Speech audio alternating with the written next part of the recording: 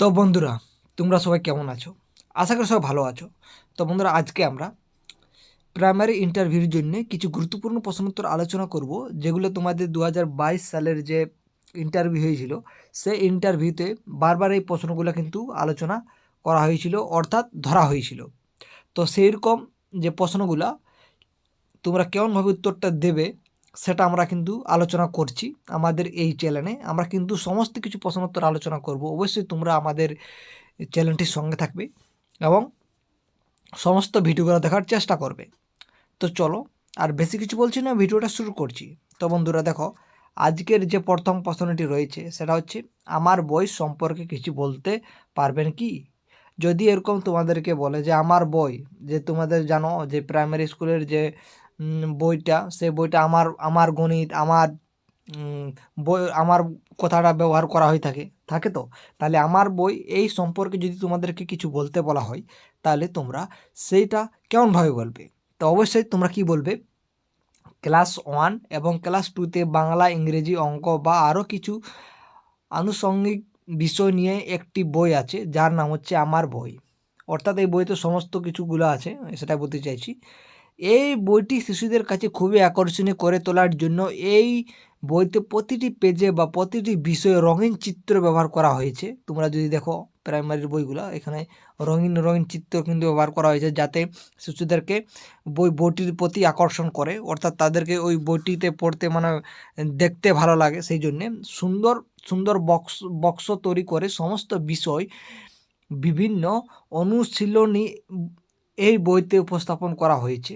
দারুণ মজাদার কবিতা, সুন্দর সুন্দর উদাহরণ ব্যবহার করে কিছু গাণিতিক সমস্যা এবং খেলার বিষয়বস্তু বা ইংরেজি ওয়ার্ড এই বইটিতে লক্ষ্য করা যায়। তাহলে আমার বইটিতে এইসব তথ্যগুলো তোমরা পাবে। এবং এই আমার বই, যে এই বইটা যদি তোমাদেরকে প্রশ্ন করে যে আমার বইটির নাম কেন হয়েছে আমার বই, তাহলে তাহলে তোমরা বলতে পারবে। হ্যাঁ, এবং তোমাদের বলে আমার বই নিয়ে কিছু যদি বলে, তাহলে অবশ্যই তোমরা এটাও বলতে পারবে যে কেন এরকম। এবার তোমাদেরকে যদি বলে এই বইটি অনেক রঙের করা হয়েছে কেন, তাহলে তোমরা সেটাও বলতে পারবে। কারণ শিশুদেরকে কি তাদের আকর্ষণীয় করে তোলার জন্য কিন্তু এই বইটাতে কী হয়েছে, মানে বেশি কালার ইউজ করা হয়েছে। হ্যাঁ, তো এই সমস্ত কিছুই কিন্তু তোমরা বলতে পারবে। অর্থাৎ এই প্রশ্নটা থেকে কিন্তু অনেক ধরনের প্রশ্ন হতে পারে, সেই প্রশ্নগুলো তোমরা এই টুকুটা দিয়েই বলতে পারবে। তো সেটাই আমরা তোমাদেরকে বলিয়ে দিলাম। তো দেখো, আমি যেটা বলছি সেটাই যে সঠিক হবে সেটাও না, তোমাদের বিভিন্ন যুক্তি তত্ত্ব দিয়ে তোমরাও বিভিন্ন উত্তর বলতে পারো। তো তোমরা যদি কিছু জানো অবশ্যই কমেন্ট করতে পারো যে এই উত্তরটা হতে পারে। তো অবশ্যই আমরা কিন্তু সেইটা ঠিক করার চেষ্টা করবো যে তোমরা ঠিক বলেছো কি বলোনি। তো চলো, এরপরে আমরা নেক্সট যে প্রশ্ন সেটা আলোচনা করব, সেটা হচ্ছে সবুজ সাথী প্রকল্প সম্পর্কে একটু বলো তো। তো আমরা সকলে জানি এটা সবুজ সাথী যে প্রকল্প আমাদের পশ্চিমবঙ্গে রয়েছে। তো এটা কি, এটা সম্পর্কে যদি তোমাদের কিছু আইডিয়া থাকে তোমরা বলতে পারো। তো তোমরা অনেকে জানো এটা কি। এটা হচ্ছে এই প্রকল্পের অধীনে বিদ্যালয়ে ক্লাস 10 এর 10 থেকে 12 স্টুডেন্টদের সাইকেল প্রদান করা হতো। বর্তমানে এখানে কিন্তু নবম শ্রেণী থেকেও কিন্তু এটা সাইকেলটা দেওয়া হয়। অর্থাৎ তোমরা কোথায় বলবে যে নবম শ্রেণীর ছাত্রছাত্রীদেরকে সাইকেল দেওয়া হয়, সেটা হচ্ছে সবুজ সাথী। এটা সিম্পল ব্যাপার। হ্যাঁ, এতটা এই কোয়েশ্চেনটা অত ইম্পর্টেন্ট নয়, কিন্তু তাও আমি তোমাদেরকে সুবিধার্থে তোমাদেরকে বলে দিলাম। যাই হোক, এবার তারপর নেক্সট প্রশ্ন আমরা দেখতে পাচ্ছি। এটা খুবই ইম্পর্টেন্ট প্রশ্ন, এবং এই প্রশ্নটাও আমরা কিন্তু আগে আলোচনা করে ফেলেছি।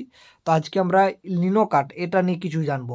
লিনো কাট তোমরা যদি জানো তো খুবই ভালো জিনিস, যদি না জানো তো অবশ্যই ভিডিওটা দেখো।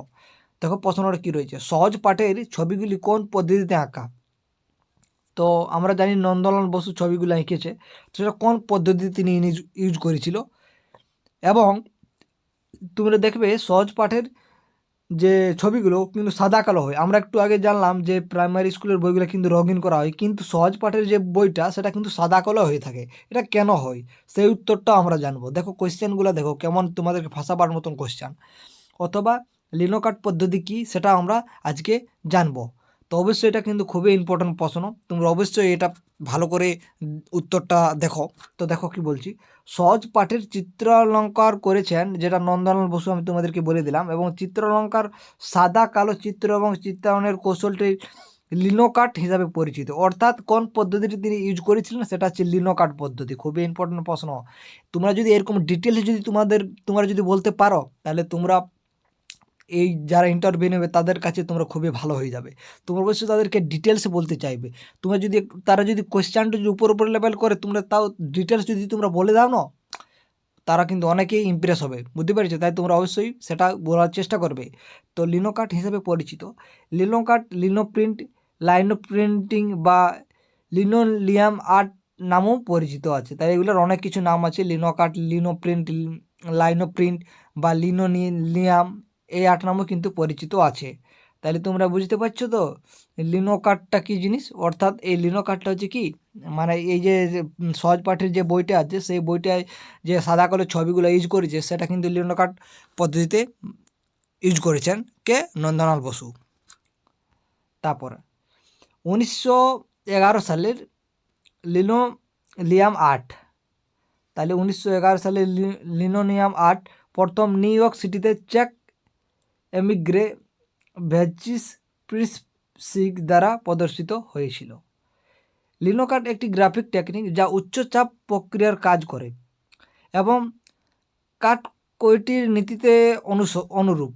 কাঠ কাটার মতো এটি ল্যাঙ্গোলিয়াম প্লেটের মধ্যে একটি বিশেষ সরঞ্জাম নিয়ে সাধারণত নেতিবাচক প্ল্যাটফর্ম সাধারণত তুলনাবাচক কঠিন লিনোনিয়ামের মধ্যে কাটা হয়। উপাদান সহজেই এবং কোনো দিক কাটা যাবে সমাপ্ত নেতিবাচক প্যাটার্ন রঙের সাথে ওভার পয়েন্টেড হয় এবং তারপর কাগজে মুদ্রিত হয়। উত্থাপিত এলাকার সাথে জড়িত কালি কাগজের হস্তান্তর করা হয়। কাঠকয়লার মতো তিনি এক্সপ্রেশনিস্ট শিল্পীদের দ্বারা প্রশংসা করা হয়। অর্থাৎ তোমরা এইগুলো বলার দরকার নেই, তোমরা জাস্ট বলে দেবে যদি তোমাদের বলে যেটা কোন পদ্ধতি, সেটা হচ্ছে লিনোকাট পদ্ধতিতে ইউজ করেছিলেন নন্দলাল বসু। আর কিছু বলার দরকার নেই। চলো, অত তোমরা টাইমও পাবে না যে তোমরা ভাবছো আমরা অনেকক্ষণ টাইম পাবো, অত টাইম পাবে না তোমরা। হ্যাঁ, তো দেখো তারপরও খুবই ইম্পর্টেন্ট প্রশ্ন, কুটুম কাটাম বই। হ্যাঁ, তোমাদের আর আগের যে প্রশ্নটা আমি একটু তোমাদেরকে বললাম যে কেন সাদা কালো করা হয়েছিল ছবিটা। দেখো পাতা আমাদের যে বইগুলো আছে বাকি বইগুলো সেগুলো সবই রঙিন করা আছে, কিন্তু এই সহজপাঠ বইটি কেন সাদা কালো করা হয়েছে তো সেটার উত্তর কিন্তু আমরা অলরেডি দেওয়া আছে আমাদের এই ইন্টারভিউ সিরিজে, সেই প্লে লিস্টে তোমরা জায়গায় দেখে নেবে। তো দেখো এই প্রশ্নটা কি, কুটুম কাটাম বই মজারু বই এর বৈশিষ্ট্য। আমরা জানি এই কুটুম কাটাম এবং মজারু যে বই দুটো এটা কিন্তু প্রি প্রাইমারির বই। তোমরা যদি সেই কোন ক্লাসে কোন বইগুলো আছে এবং তাদের নাম কি তোমরা যদি জানতে চাও তাহলে অবশ্যই আমাদের প্লেলিস্টটা দেখো, সেখানে আমাদের কিন্তু বলা আছে যে সমস্ত প্রি প্রাইমারি থেকে যে ক্লাস 5 পর্যন্ত যে বইগুলো আছে সেই বইগুলোর নাম বলা আছে, কোন ক্লাসে কটা বই এবং তাদের নামগুলো। তোমরা অবশ্যই সেই ভিডিওটা দেখে নেবে। তো এখানে আমরা প্রি প্রাইমারি যে দুটো বই আছে সেটা হচ্ছে কুটুম কাটাম এবং মজারুই, এই দুটোর বৈশিষ্ট্য আমরা কিন্তু আজকে জানবো। তো দেখো, পশ্চিমবঙ্গ সরকারের উদ্যোগে 2013 সালে প্রথম প্রাক প্রাথমিক শ্রেণীতে চালু হয়েছিল কুটুম কাটাম বই। প্রি প্রাইমারি স্কুলে প্রথম চালু হয়েছিল কত 2013 সালে। কুটুম কাটাম বইটি। তারপর আর কি বৈশিষ্ট্য আছে, বিভিন্ন ডট ডট লাইন বা অনেকগুলো বিন্দু যোগ করে ছবি আঁকা হলো এই কুটুম কাটাম বইয়ের প্রধান বৈশিষ্ট্য। অর্থাৎ এরকম ডট ডট ডট ডট করে করে ছবি আঁকা আছে, তোমরা যদি দেখতে পারো তো দেখতে পারো, তোমাদের যদি আশেপাশে যদি থাকে। ছবির সাহায্যে ছোট বড় লম্বা বেটে কম বেশি ইত্যাদি সম্পর্কে শিশুদের সঠিক ধারণা দেওয়া যেত। অর্থাৎ দেখতে পাচ্ছ কুটুম কাটাম বইটি কত ইম্পর্ট্যান্ট।